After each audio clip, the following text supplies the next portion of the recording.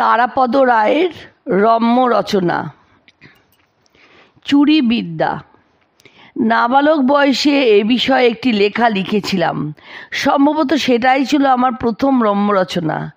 এত বিষয় থাকতেও নিষ্পাপ বয়সে আমি কেন চুরিবিদ্যার উপরে আমার প্রথম গদ্যটি লিখেছিলাম সেটা যার যেমন ইচ্ছে অনুমান করতে পারেন, কিন্তু আমার এখনও স্পষ্ট মনে আছে ওই লেখাটি লিখতে গিয়ে আমি প্রভূত আনন্দ পেয়েছিলাম। লিখতে লিখতে টের পেয়েছিলাম তস্কর বৃত্তির প্রতি আমার একটা সহজাত টান রয়েছে। আজ এতদিন পরে ওই একই বিষয় আবার লিখতে বসে বুঝতে পারছি টান যতটাই থাকুক তখন আমি এ বিষয়ে প্রায় কিছুই জানতাম না। ইতিমধ্যে দীর্ঘ 25 বছরে সঙ্গদোষে এবং কালো দোষে বহু বিখ্যাত তস্করের সঙ্গে আমার পরিচয় হয়েছে। অপরদিকে তস্করেরা এবং তস্কর বান্ধব বহু কোতোয়াল সাহেবও আমার খুব ঘনিষ্ঠ। আমি আমার এই চুরিবিদ্যায় আপাতত শুধু খাঁটি চোরেদের কথা বলবো, আসল ও আদি চোরের দুঃখের কথা। এর মধ্যে ঠক জোচ্চোর প্রতারকদের টেনে আনবো না, তার জন্য পরে কখনো সময় পেলে চেষ্টা করব। চোর দুই রকম, এক পুরুষের নতুন চোর অথবা বংশানুক্রমে বনেদি চোর বংশের সন্তান। এই এক পুরুষের নতুন চোরদেরই কষ্ট বেশি। আজকাল শীতকাঠি দুর্লভ, যা দু একটা গভীর রাতের অন্ধকারে কামারশালার পিছনে ঝোপে লুকিয়ে থেকে মশার কামড় খেয়ে কিনতে হয়, তার দামও সাংঘাতিক। কিন্তু যাদের বাপ ঠাকুরদা চোর ছিলেন তারা নিশ্চয়ই উত্তরাধিকার সূত্রে জার্মান স্টিলের শীতকাঠি পেয়েছেন। সেরকম আজকাল আর কোথায় পাওয়া যাবে? আর তাছাড়া এখনকার কাঁচা লোহার শীতকাঠির উপর ঠিক নির্ভর করা যায় না। 3 ইটের গাঁথুনি দেয়ালের দুটো ইট মাথার ঘাম পায়ে ফেলে খুলে ফেলেছেন, এমন সময় শীতকাঠিটি গেল ভেঙে, তখন সব পরিশ্রমী মাটি। তবে কলকাতার প্রেসিডেন্সি জেলে আজ কিছুদিন হলো এক দক্ষিণী চোর এসেছেন।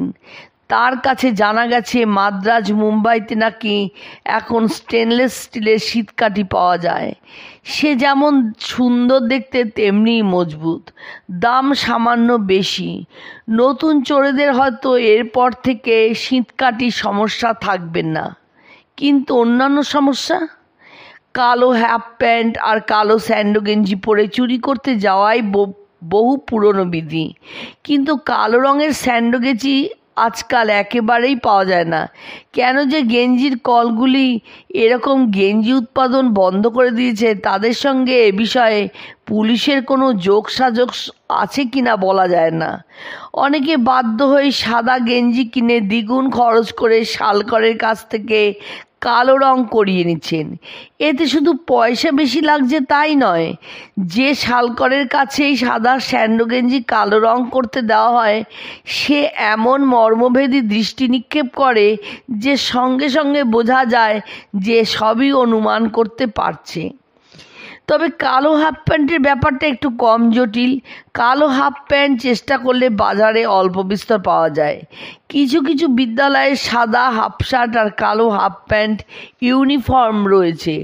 আর নতুন যুগের অতিরিক্ত ভিটামিন ও প্রোটিনে এবং সচ্ছল জনক জননীর ব্যাপক স্নেহে আজকাল বহু বালকই অতি নাদুস নুদুস তাদের ইউনিফর্মের প্যান্ট যে কোনো প্রাপ্তবয়স্ক তস্করকেই চমৎকার ফিট করে। একটা ছোট অসুবিধা রয়েছে যে প্যান্টের সঙ্গে ইউনিফর্মের দোকান থেকে একটা সাদা হাফ শার্ট এবং একজোড়া সাদা মোজাও কিনতে হয়।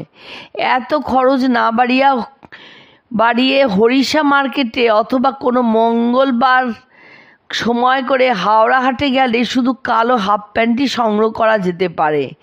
একটা দুশ্চিন্তা থেকে যায়, অনেক সময় এইসব প্যান্টের রং খুব কাঁচা থাকে, একবার ধুতে গেলে আর কালো তো থাকে না, কালো খড়ির গুঁড়োর মতো রং বেরোয়। এমনিতেই কাঁচা, কিন্তু অন্য কোনো কাপড় চোপড়ে লেগে গেলে সেখানে খুব পাকা আর কিছুতেই উঠতে পারে না। চুরি করার তো সময় অসময় নেই, স্থান অস্থান নেই। একবার নতুন কালো হাফ প্যান্ট পরে একটা বাড়ির পেছনে রেন পাইপ ধরে ঝুলতে ঝুলতে একজন চোর গৃহস্থদের ঘুমানোর জন্য প্রতীক্ষা করছিলেন। এমন সময় প্রচণ্ড বৃষ্টি হলো। বৃষ্টিতে ভিজে তার নতুন প্যান্ট থেকে কালো পিচ্ছিল এক তরল পদার্থ বেরোতে লাগলো। পিছল হয়ে যাওয়ার জন্য তার হাঁটু স্লিপ করতে লাগলো। তিনি আর রেন পাইপ আঁকড়ে ধরে রাখতে পারলেন না, হড়কে নিচে পড়ে গেলেন। আরেকজন ওই রকম একটা নতুন প্যান্ট একবার পরার পর কাচতে গিয়ে এক পুকুর জল কালো করে ফেলেছিলেন।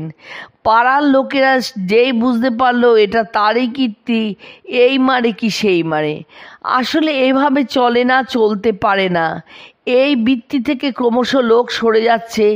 নানা বাধা অসুবিধার জন্য এই প্রাচীন বিদ্যা ক্রমশ অবলুপ্ত হয়ে যাচ্ছে।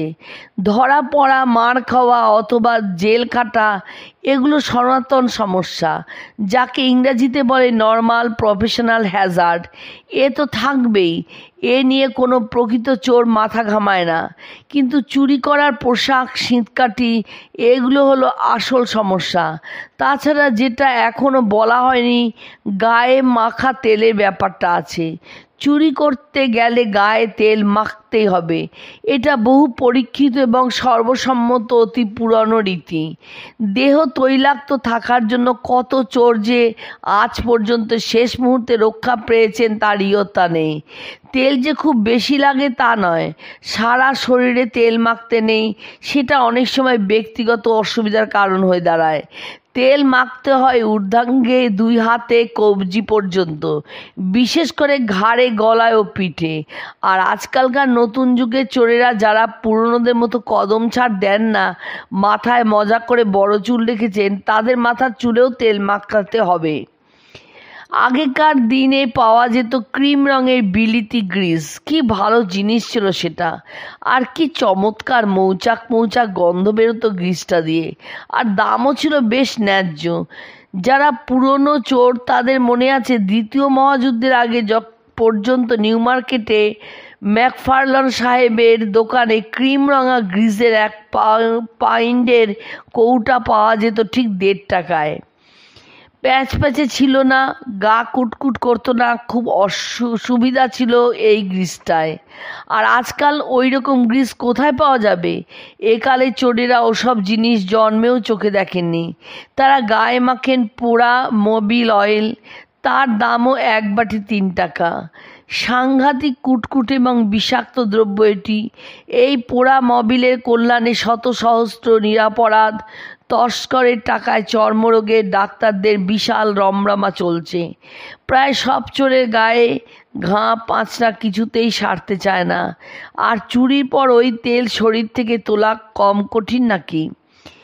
এর মধ্যে যারা শৌখিন কিংবা বড়লোক চোর আছেন, তারা কেউ কেউ গায়ে হোয়াইট ভেসলিন মাখতে শুরু করেছেন।